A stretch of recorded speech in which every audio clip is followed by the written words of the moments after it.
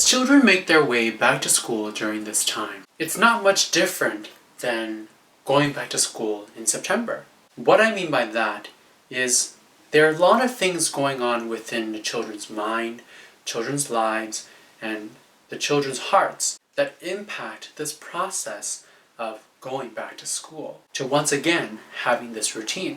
When we think about going back to school in September, and maybe we're experiencing it a little bit now, but it's not always easy to drop off a child at school or to say goodbye to a child for that day. They may not want to go to school, and so they cling on to you, they cry, they get upset, and often as adults, we can easily get frustrated with these moments. And so we use some ways to either bribe the children, trick the children, or even we sometimes ditch the children so that we can leave and go on with our day. Now the point of this is not to call us out and make us feel bad for how we do things, because our lives are all different, our needs are all different, and so there are certain ways that we need to deal with things. But I hope that as we think about today's ordinary moment, we can reflect on how we may be able to do things in a slightly different manner. But before we go in, think about how this time of going back to school has been for you and your children. Maybe think back to September and how September was like. Or how are new routines like for your children?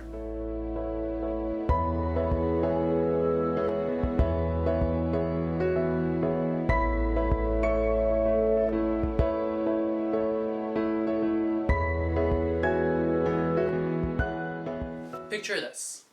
You're with your child and you're getting ready to drop them off at school. You come out of the car, you walk them in, you're talking, you're having your regular morning.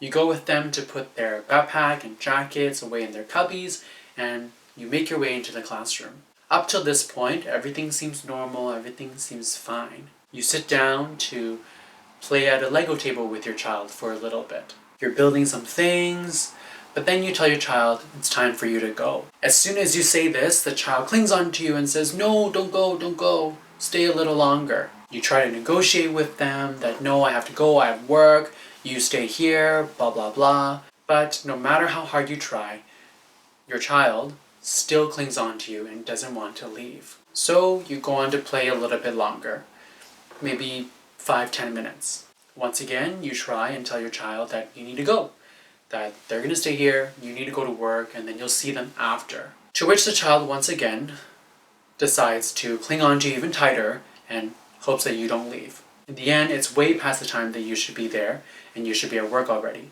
So you just leave, and you leave your child with an educator as the child is crying.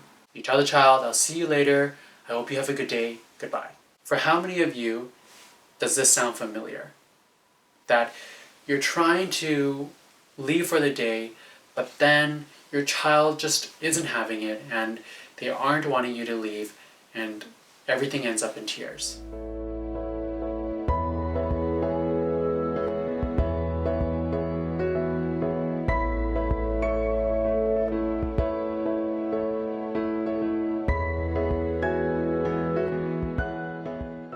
This is a pretty common experience for young children, and unfortunately, it's quite easy for us to end up becoming callous towards these kinds of moments and to think they'll just grow out of it and it'll be okay. It's true that children will possibly grow out of it and they'll be okay, and drop off and pickups will not be as difficult in the future.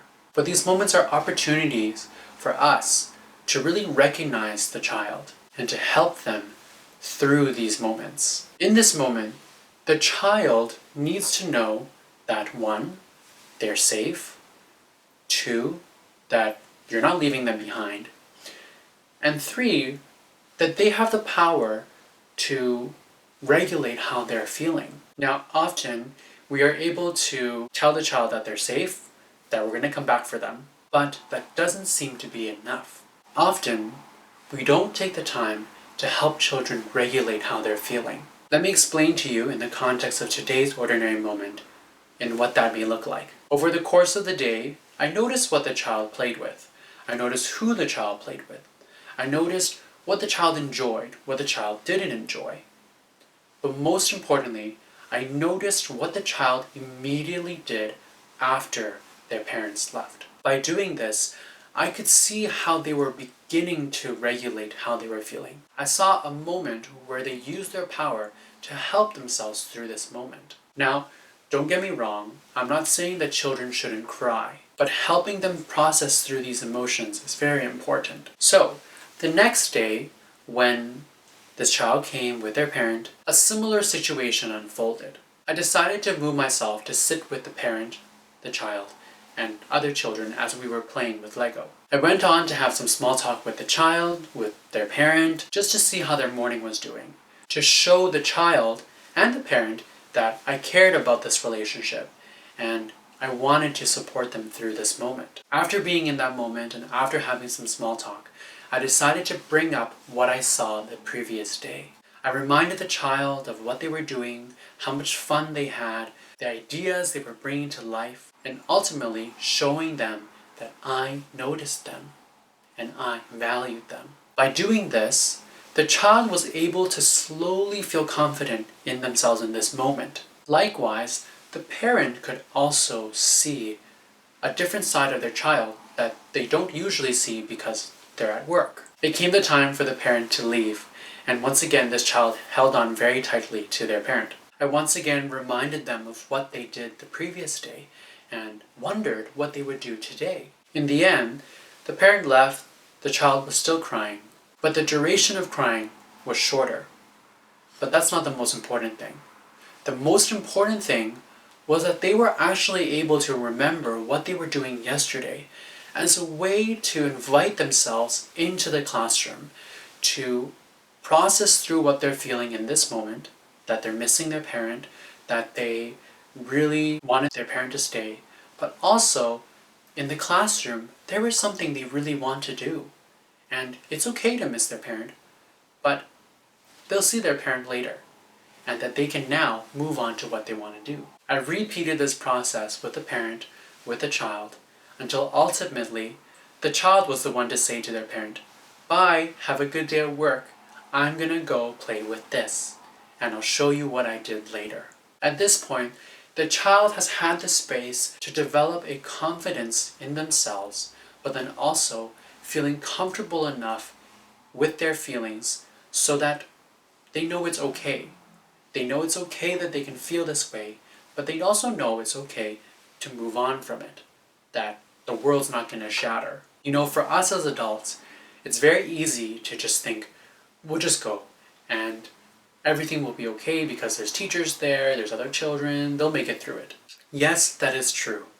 But once again, moments like these are moments that we can use to support the child, to help them understand themselves a little bit more. By doing this, they discover different parts of themselves, different levels of potential, and ultimately, different opportunities where they can watch, think,